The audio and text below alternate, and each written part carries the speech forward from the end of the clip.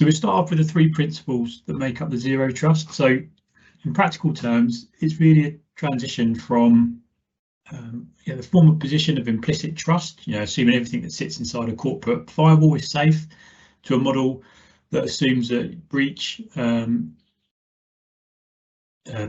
is assumed, and also that looking to verify explicitly the security status of things like identity, endpoints, networking, and any other resources really based on all available signals and data. It relies on contextual real-time policy enforcement to achieve the least privileged access required for an end user, and to try and minimise those risks. So starting with assumed breach, this really means using redundant security mechanisms, collecting system telemetry, using it to detect anomalies, and wherever possible connecting that insight to automation, and that will allow you to prevent, respond and remediate in real time. Next, we've got verify explicitly. So this really means that we should be examining all relevant aspects of an access request instead of just assuming trust based on one single thing, something like a network location. We want to examine the identity of the person or device that is asking, where they're coming in from, what the network is, and then also the resource that they're trying to access, and then apply threat intelligence and analytics around that to add context to that request. And then use least privileged access. So, we've kind of spoken about this. There are features and sort of Active Directory and tools from Microsoft that can help with this. So things like just in time or just enough access. But it's really about asking yourself sort of questions around the security policies that you've employed to adapt to what the specific risks are for that individual access. So,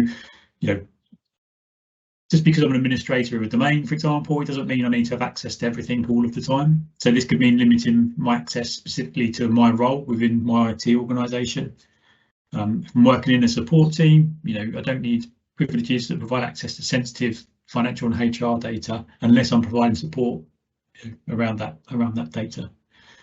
If you're a CTO or a CISO, do you really need to be part of admin groups? Are you really going to be, requiring permissions to go in and make fixes and changes?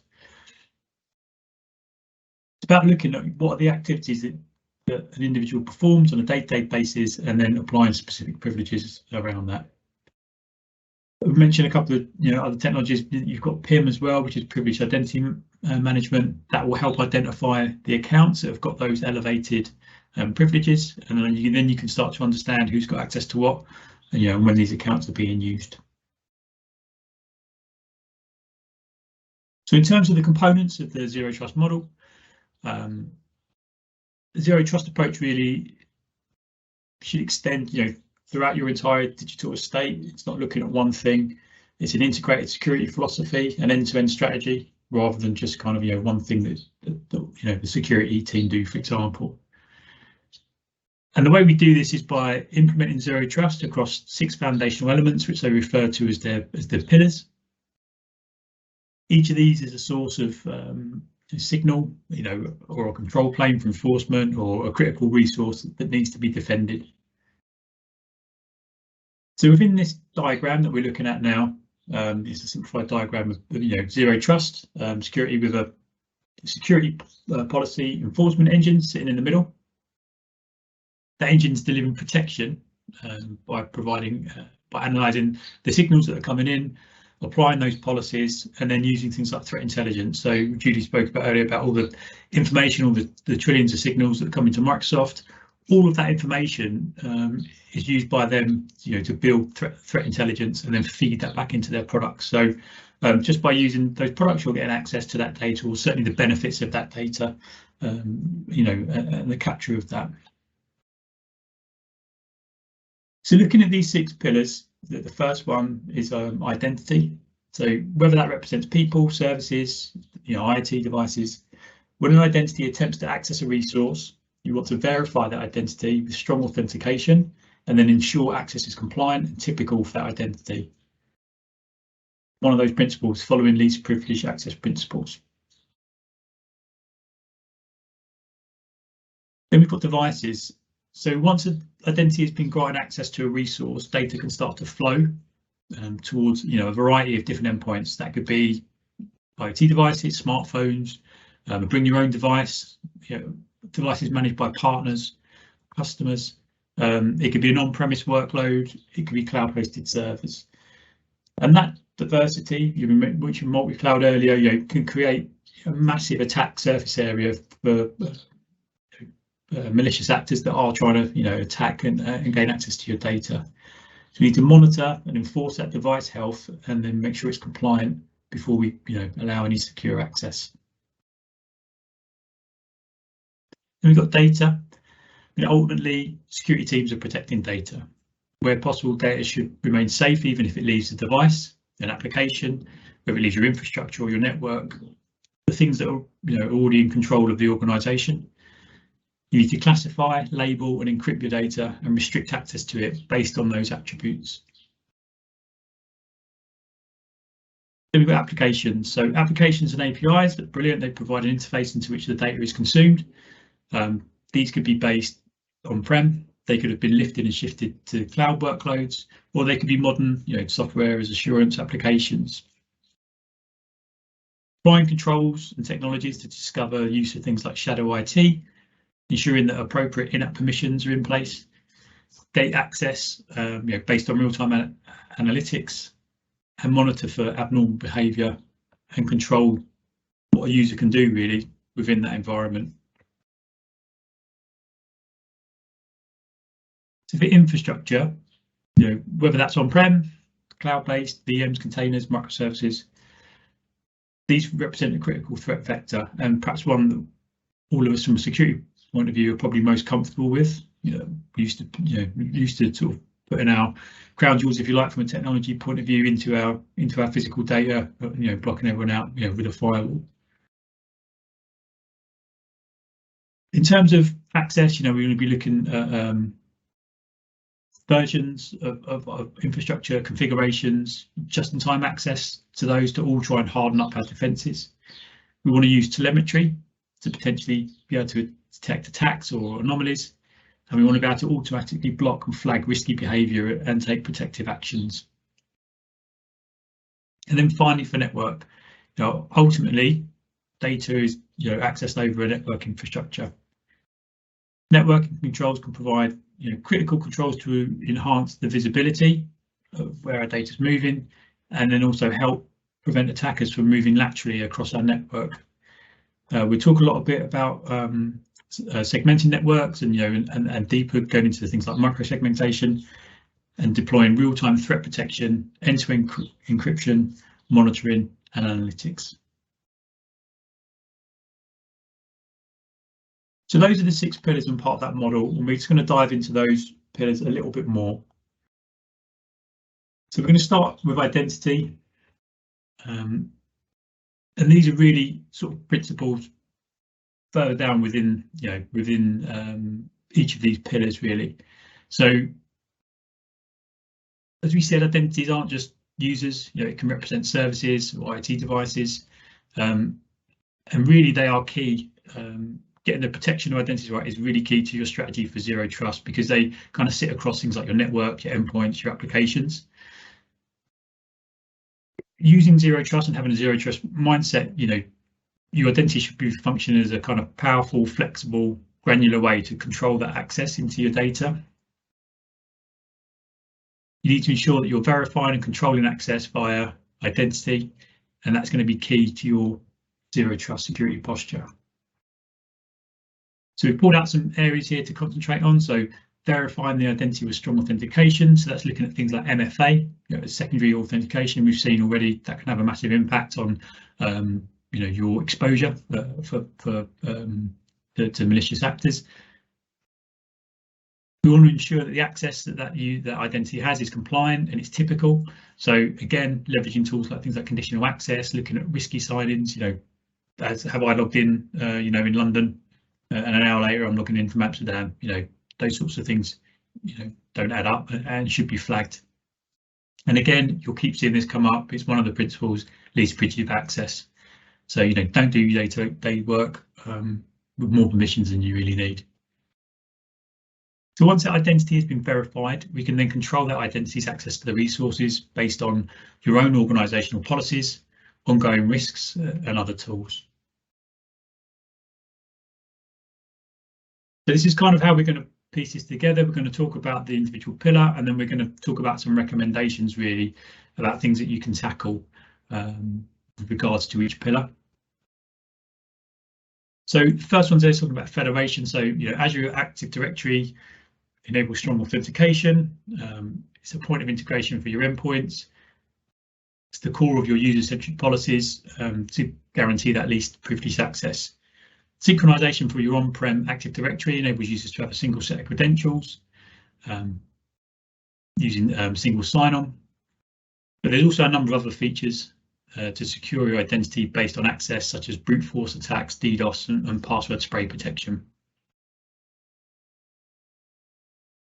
So with single sign-on, that prevents users having to leave copies of their credentials in various applications, and it helps to avoid users get used to surrendering their credentials on a regular basis due to sort of excessive prompting to log in.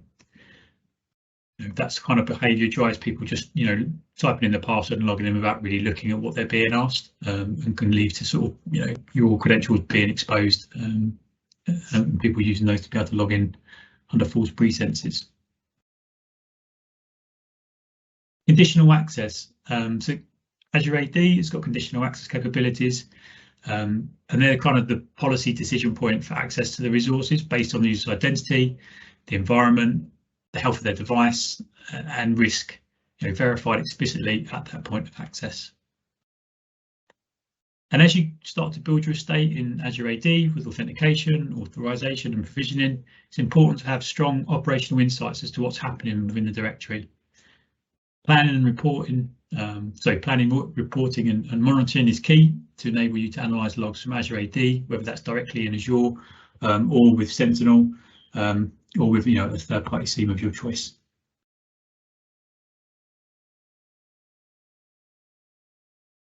So next we're going to talk a bit more about devices. So before kind of people adopt Zero Trust and kind of start their journey, their endpoint security is likely to be similar to endpoints being domain joined and managed with solutions like group policy objects or configuration manager.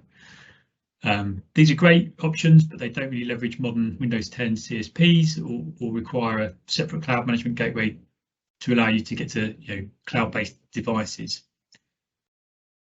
Endpoints that are generally required to have corporate network, to be on the corporate network to access data. That means that that kind of devices either being physically in an office or on the corporate network, or given a VPN for remote access, which again kind of drives that risky behaviour in that if that's your only form of defence, you're essentially giving perhaps people access to much more data than they need just by knowing your password for VPN. So we've got a few key rules there for securing devices and endpoints in a Zero Trust model. I'm not going to sit and kind of walk you all through them, so read them off there. You can kind of see them on the deck, and the deck will be shared at the end.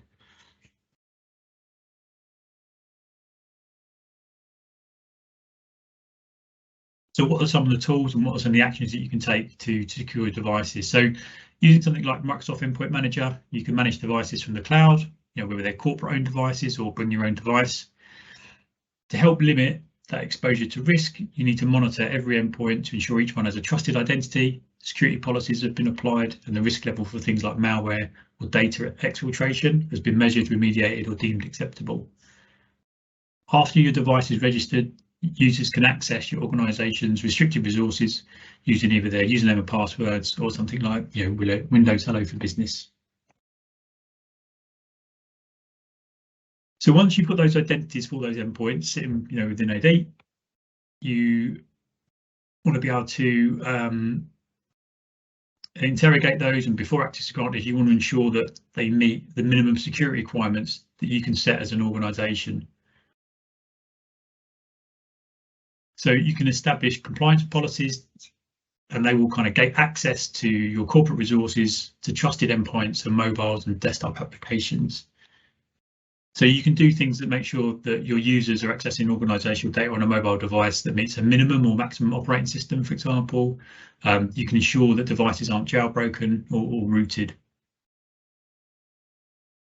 And that final point there, point 3, talking about DLP, really is looking at, once access has been granted to that data, you want to control what the user can do with the data.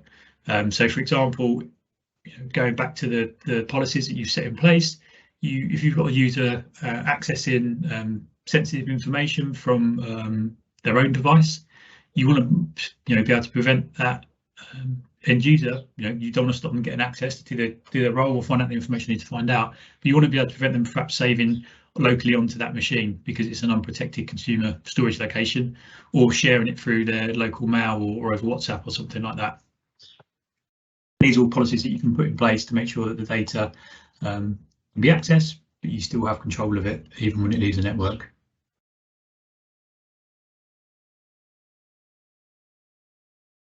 Next, we're going to talk about data. So securing data with zero trust, we're looking at two things here really. Your on-premise and cloud data need to be protected from both inadvertent and malicious access. So we defined them there for you. I'm sure you know what they are. But really what you need to be doing is understanding your data landscape and identify the important information across your cloud and on-premise environment. Once you've identified that sensitive data, you want to protect it. So all through its life cycle by applying things like sensitivity labels and then linking that to protection actions like encryption, access restrictions, visual markings and more. You want to prevent data loss, so apply a consistent set of data loss prevention policies across the cloud, on-premise environments and endpoints to monitor, prevent and remediate any risky activities and sensitive data. And obviously there are, we've talked about DLP within the Microsoft suite. When you are labeling your data and kind of adding that information in, it adds it into the documents as clear text. So if you've already got an existing DLP functionality, you can put this in place and it will work with third-party options as well. And again, the last thing, you keep hearing this, using least privileged access to your data, minimal amount of permission, who's allowed access to that data and what they're allowed to do with it to meet their business and productivity requirements.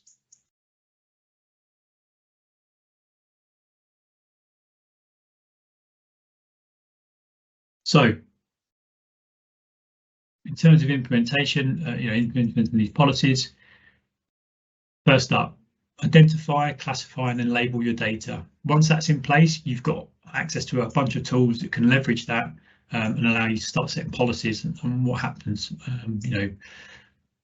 That classification doesn't have to fall on IT. Quite often it's done by department heads. It's sometimes if you've got an information security manager or a compliance team, it's something that they can get involved in, but they may not be aware of the kind of tooling and sort of Microsoft products that you've got in place already. Understand what data sits outside your organisation and applications and leverage tools like Azure Information Protection or Cloud App Security to label data that sits outside of your organisation. So looking at things like SaaS apps. Identify the most sensitive data within the organisation and securing it has to be your highest priority really. If you don't know it's there, you can't protect it. Once you do know it's there, that is one of the fundamental drivers for adopting the zero trust policy, zero trust kind of framework and philosophy is to protect that data. Using safeguards such as DLP will help prevent sensitive leaks, whether they're intentional or not. And lastly, protecting data through restricting access. Apply that appropriate specific encryption to keep it safe.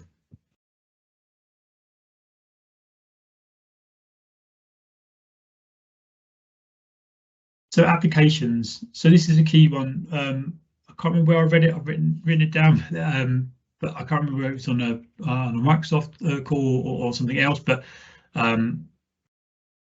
it's around 80% of employees are using a non-sanctioned app in the workplace. So something that no one's reviewed, might not be compliant with your security and compliance policies. Being Because your employees are able to access resources and applications from outside the corporate network, it's no longer enough to have rules and policies that just sit, on a point of entry like a firewall. You need to focus on identifying app usage patterns, whether they're hosted services or ones that you manage yourselves, assessing the risk levels and business readiness of those applications, and then preventing data leaks to non-compliant apps and limiting access to regulated data. Microsoft have a tool called Cloud Discovery. Using that and integrating Defender for Endpoint, you can start to collect data on cloud traffic and understand what's coming onto those Windows 10 devices, on and off your network. Once you understand that, you can then start to create policies to protect.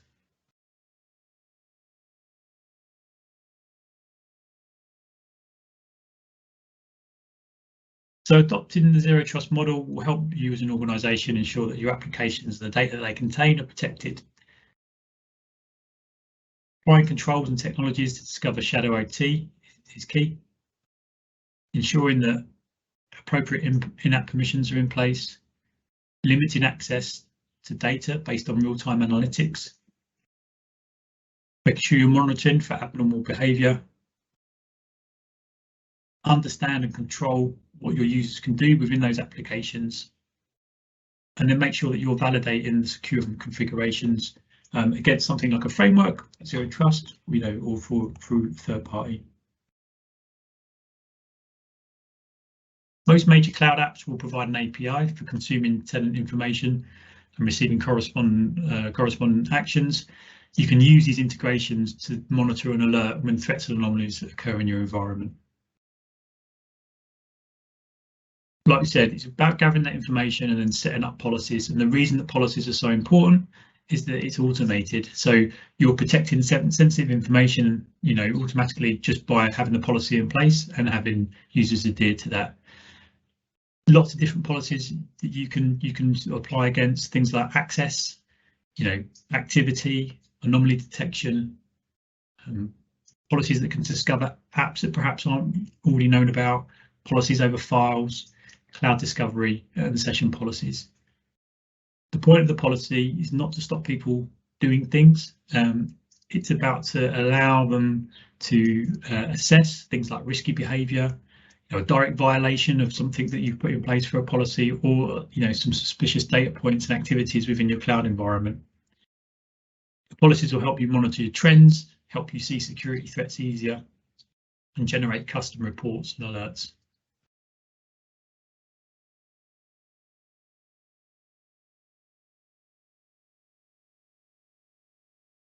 So next, infrastructure. Infrastructure, is really critical sort of threat vector. It's traditionally a catch-all statement to cover everything that isn't networking, although it still includes networking. IT infrastructure is probably the most sort of recognisable area for people who've been in IT for a number of years. Security always used to sort of come under IT infrastructure, and it used to cover absolutely everything. Not just hardware, the software. You're responsible for what open source software that you're using, whether it's software you've written yourself, it's a third party, platform as a service, and software as a service, which is much more commonplace now. Newer cloud native technologies such as microservices, containers, your networking infrastructure, and even sometimes the facilities, if you've got on-prem, all fall under kind of the IT infrastructure team. It's really anything that's required to develop, test, deliver, monitor, control, and support the IT services that the business needs. Microsoft invested a tremendous amount of resources to develop a comprehensive set of capabilities that will kind of look across all of these, and I'll talk about these a little bit on the next slide. So where to start with the implementation? So one of the first things to call out is having an operations baseline. So any of you that spent any time with the Cloud Adoption Framework or looking to move into public cloud and are aware of that, it's one of the things that fall under the manage heading, about having that operations baseline. What does a normal day look like? What's an acceptable level for the way things should be functioning? That's really important. You can leverage that from a security point of view. Spikes in CPU on server or network bandwidth, that can sometimes be the symptoms of an attack or someone doing something they shouldn't do.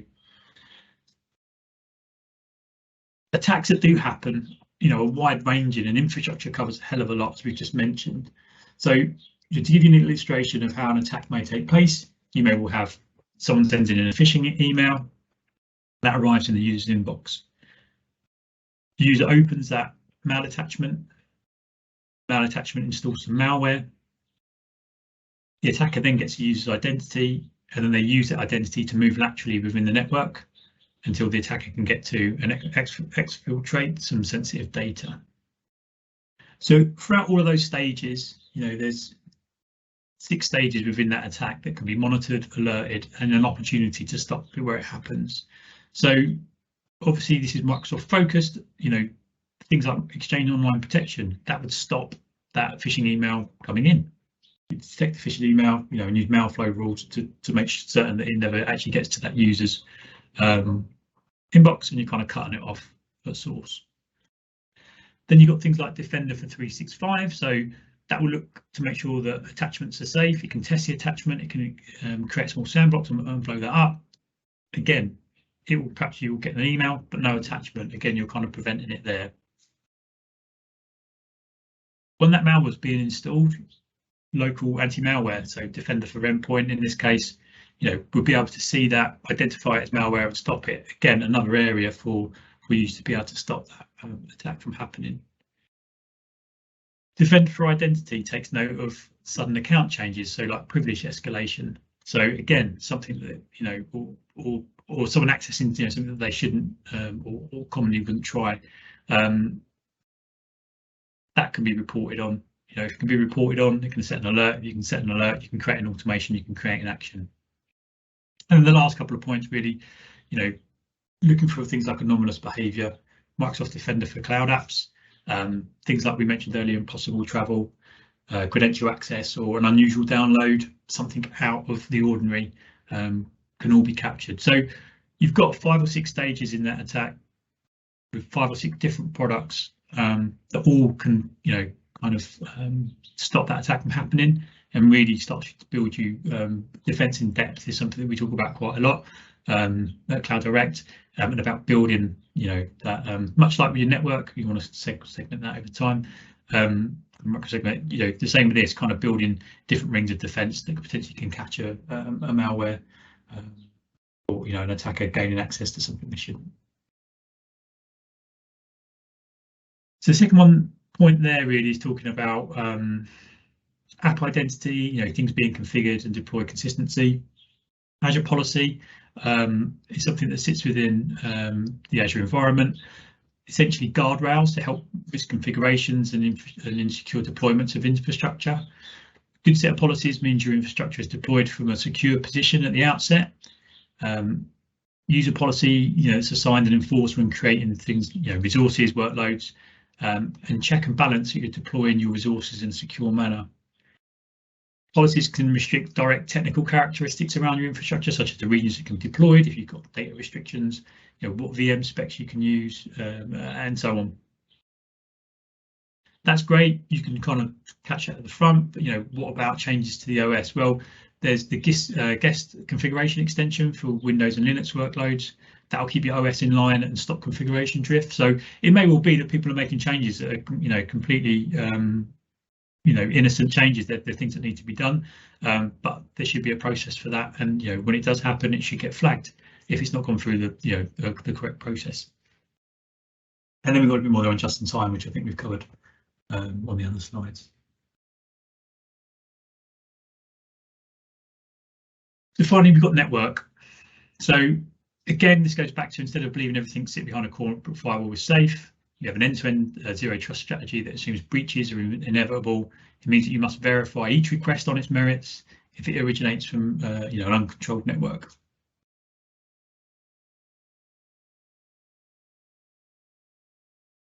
So have a plan in place, you know, of how you're going to respond to the most common attacks, so the things that you know about and the things that are out there in the world. Complete your defense in depth security for your network. So we spoke about microsegmentation, but as we've seen with, you know, the infrastructure, there can actually be a number of different tools, different kind of rings of defense to defend your users and your data. Deploy that segmented network and then put tools in place to protect against, you know, threats that aren't known.